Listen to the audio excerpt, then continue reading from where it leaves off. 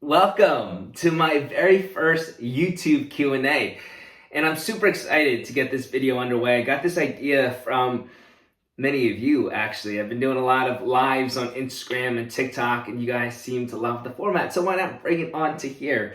I put on my story about a week ago asking for you guys to tell me any questions that hopefully I can address in this video. We got a ton of responses.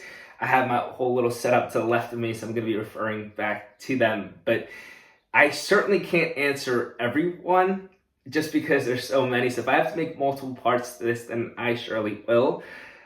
I haven't looked at the questions just yet, so I'm just going to randomly swipe through and pick out a few. But I'm super excited to see what you guys got for me. But I thought it would make a lot of sense for me to start with some basic questions just because I know that a lot of you are new. My name is Jun Yoon. I know it's not pronounced the way that it's spelled, but you can blame that on my parents. I've had the worst butcherings of my name. My family's from South Korea, and we moved over here when I was about 3 years old. So I don't remember anything from my home country, but that Korean culture is certainly still ingrained in my family dynamics. My parents mostly speak Korean, so for me to communicate with them, I'm not even going to say it's Korean because that would be a lie. It's Konglish. It's a mix of Korean and English. I can speak it pretty poorly. I can get most words out, but the accent is horrible. I can understand almost all of it, and I can read and write some of it, so it's enough. I should be better though. I am 22 years old. I'm a fifth-year student studying biomedical engineering, pursuing both my bachelor's and my master's at the same time with a neuroengineering concentration. And I'm in my fifth year because my university does something really special where you flip-flop. Every 6 months, you'll go from school to professional work just so you can get that experience. And I've been doing that for the last 4 years, which can be very stressful because you are applying and interviewing for jobs in the midst of finals. And that's not ever easy. And I haven't gotten used to it, even after 4 years. So I've had some really cool internship opportunities on top of schooling. Now that I'm in my fifth year, a lot of those classes are neuroengineering focused, which I'm super excited about. I've been doing social media for about 3 years now, maybe 2.5 on Instagram and TikTok, but just recently started YouTube, and I've been loving it. I think that's all the basic information that I wanted to get out. So let's just get right into the questions. What advice would I give to a high school student? Man, that's a great question. And I think I have two answers here, actually. The first being establish good habits now. Do not wait till you're in uni because you won't have the luxury of the space that's currently available to you. If you're in either one of these mindsets, right? The first being if you are just naturally smart and you think that you don't have to put in any effort or care to your classes and still perform well like you probably are in high school and think that'll transfer over to college, bad mindset to have. But also on the flip side, the second mindset that I wouldn't suggest you have is thinking that the only way to perform exceptionally well is studying 40 hours a week. Because that won't be sustainable. You see, college is a different beast for 3 reasons, right? The workload in each of your classes will be more.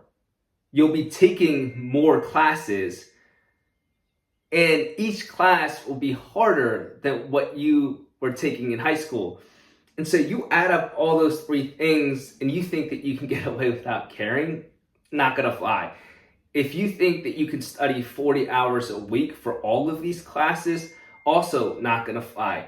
You are going to be burnt out by your first year, and that's not what you want.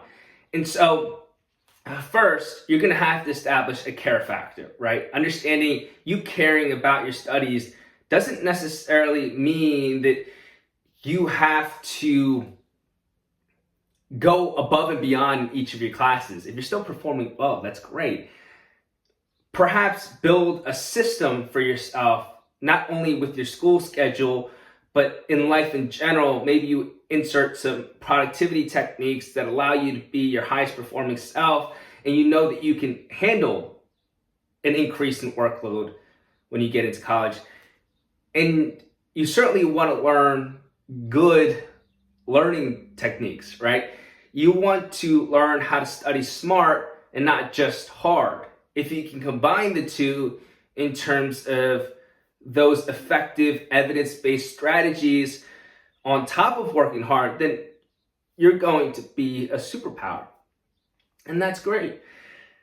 And so I think a great starting point for those that are in high school would be these three main topics for you guys to look up on your own.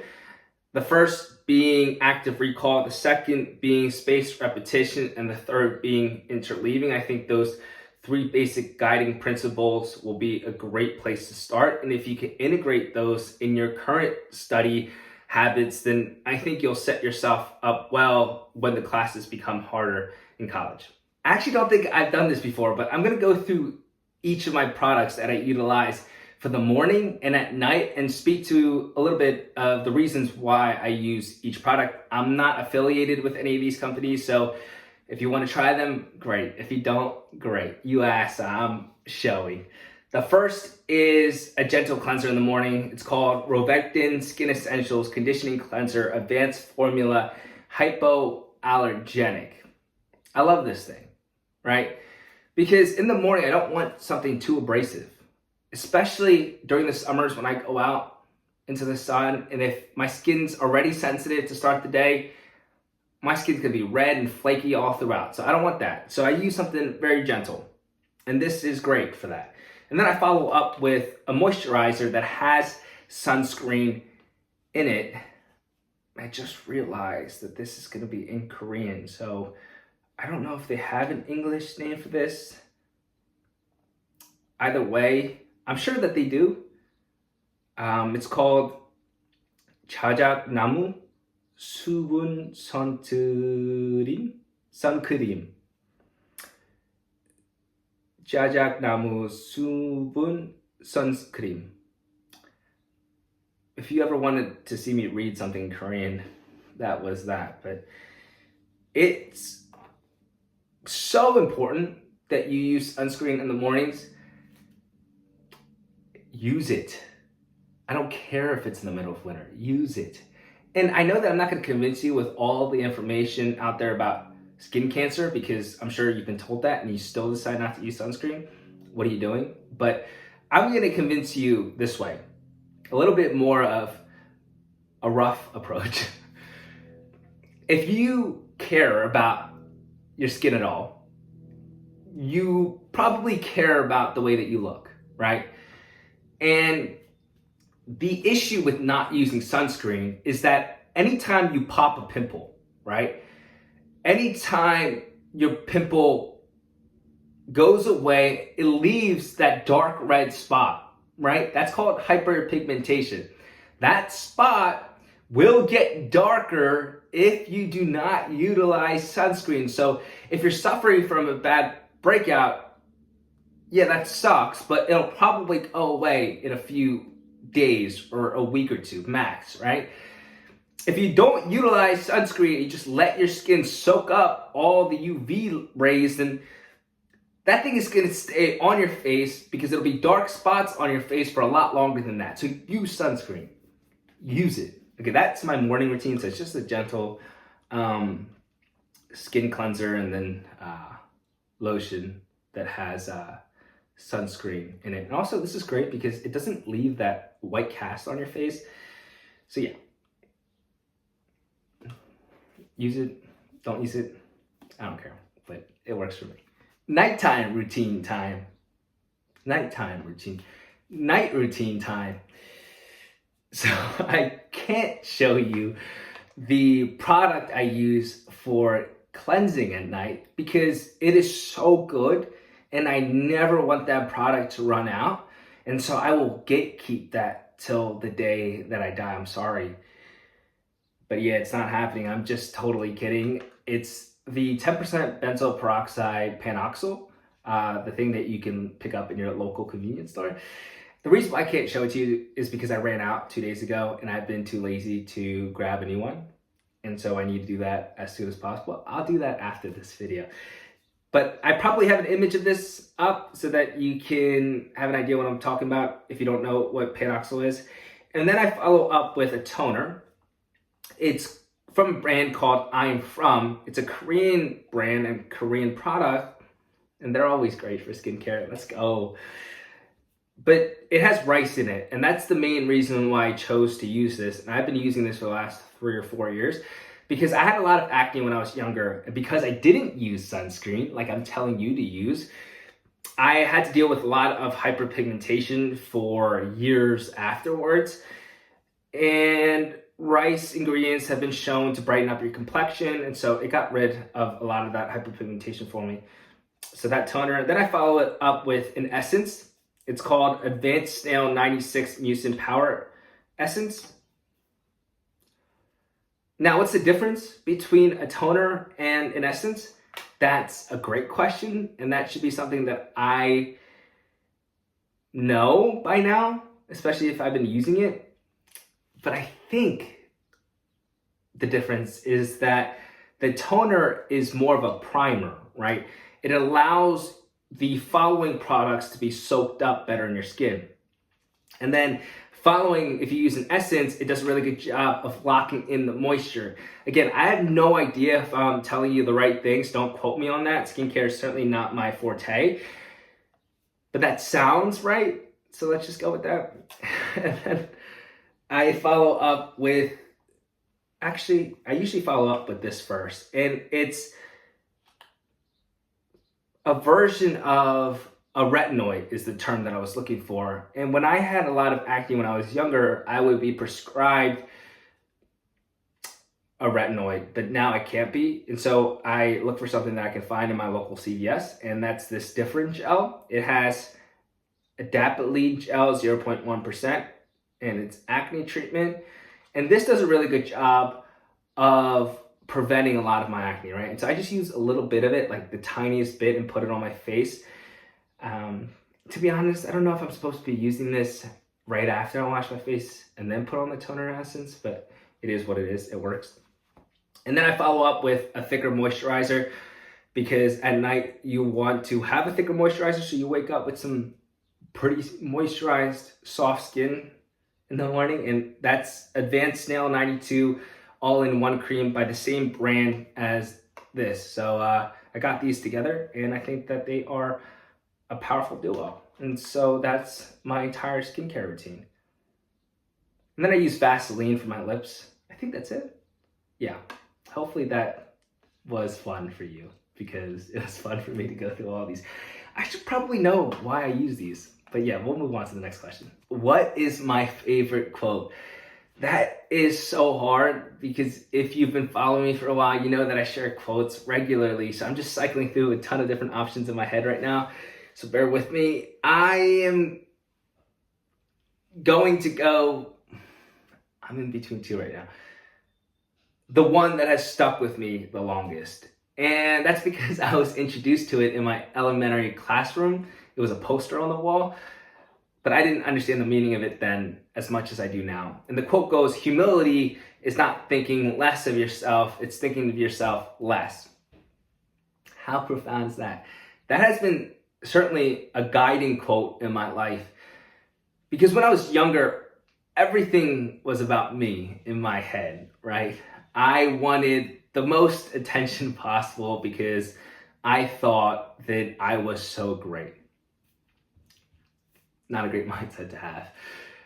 And it wasn't until I faced some really difficult moments in my life that the mindset shifted, right? Because there was a real sense of accountability.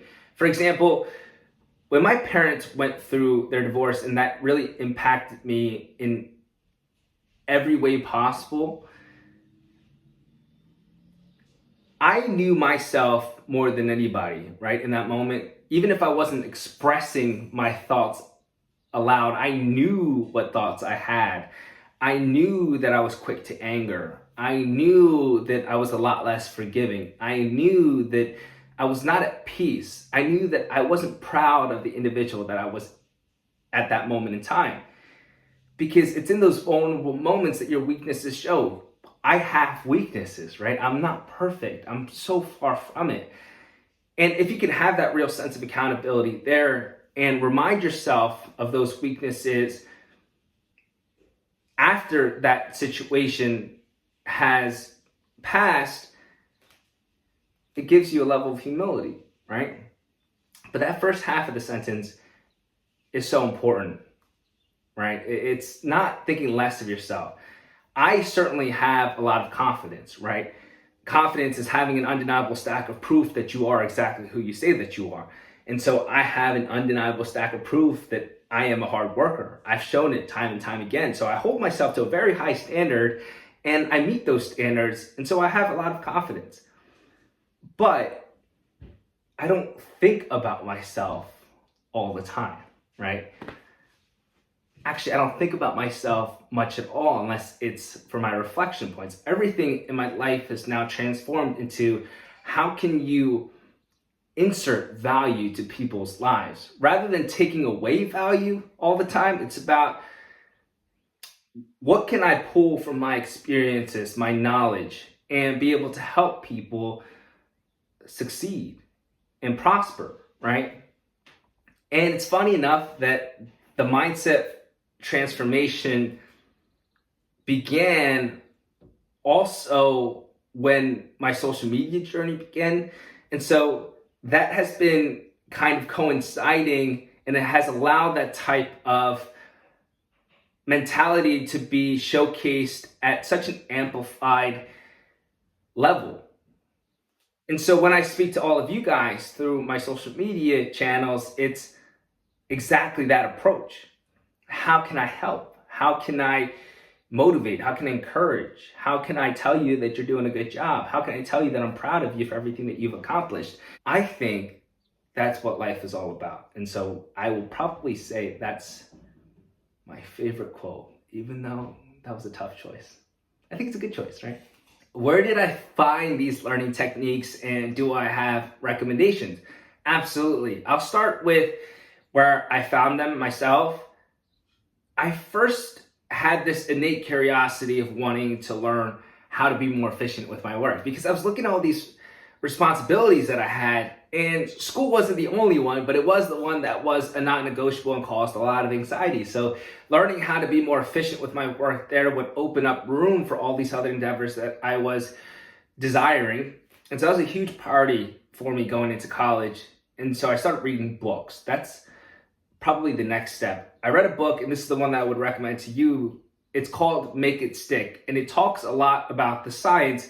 And so if you're interested in that, it also delivers it in a way that isn't so much like a paper, because I know a paper is difficult to read. And that was my next step, though. I exposed myself to literature probably my first year of uni, and that was very difficult at first. But once I became trained in it, I started to understand how to comprehend statistics, and I got a better grasp of what those papers were telling me. And then you would look at what those papers would cite and things of that nature. It just became this loop of trying to learn as much as possible in this regard of studying effectively. And then, of course, I had to apply it to my own life, right? Because everything will be slightly different for each person's needs. And after about 2 years at uni, just constantly experimenting with all these different evidence-based strategies, I found a method that works, not only just on the studying side of things, but also the productivity side of things. Because yes, now it's great that the studying isn't taking up, I'm sorry, there is a motorcycle going by and they're interrupting our conversation. How rude is that? He just revved the engine even more. I'm just kidding, that's my neighbor. He's a very nice guy. But I'll finish what I was trying to say. Now that I was able to learn effectively, that main responsibility that was a non-negotiable, that was causing me a lot of anxiety, was decreased. The time that I was spending on it was decreased. And so it opened me up to all these different endeavors that I want to pursue. So I needed that second side of things in terms of the productivity to learn how to manage my time, to learn how to do more in the same amount of hours that I previously had, right? And so learning both of those, the study techniques and then the productivity techniques, I think that's when my life started to become the way that it is now, in terms of doing a lot, but also performing well in those endeavors. And so I would probably recommend to you, in terms of the books, read Make It Stick.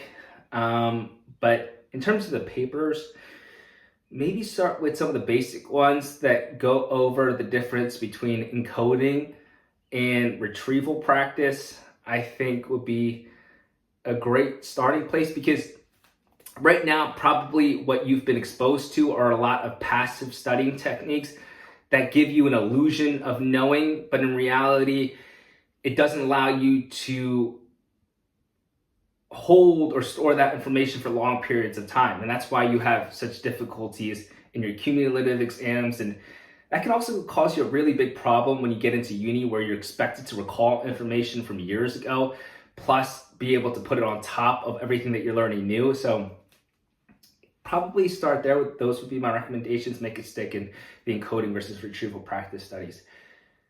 So yeah, what is my type? Easy. This is the easiest question so far. My girlfriend. Every part about her, that's my type. She's the most incredible human being ever. But I also got another question that said, can you describe your type in one word? And to describe my girlfriend in one word, I would use magical. You know when you're having a really bad day and just everything is going awry and you can't help but be negative and have this clouded perception on everything? Yeah, but then there's that one little thing that just changes the trajectory of your life for an instant, and in that moment everything is okay and everything's good. That's her, but she doesn't do it for a moment, but for life, right? She's truly one of a kind and one of the most special people that I've ever encountered. She is kind, she is gentle. It's funny because she has all these different sides to her. She could be the sweetest human being ever, and then she'll get in her car and have the funniest road rage ever. And I just think it's adorable. She has so many elements to her, and all of them are so incredible and special. So my type would be my girlfriend. The one word I would describe her is magical. And I attribute a lot of what I am today in terms of my success and in terms of my character to her, right? I wouldn't be who I am without her support. So if you're watching this, I love you. I'm not going to say her name aloud because she likes to be a little bit private, but she's fantastic. I think that was my best answer so far. I bet she thinks that. How are you always so positive? Well, I can certainly answer that by saying I'm not always positive all the time. By no stretch of the imagination, very far from it. But I do like to think that I'm more positive than not, so maybe I can still speak on this and tell you what I do.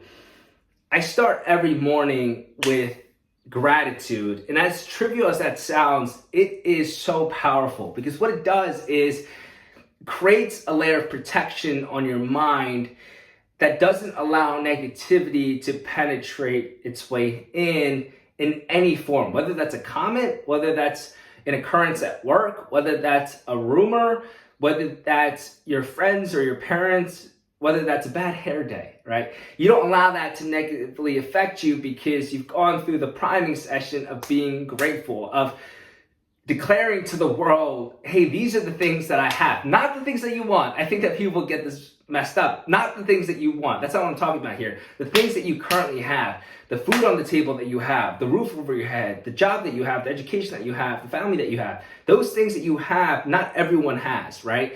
And for you to declare to the world that you are grateful for these things, and you are good, you are content because life has been good to you.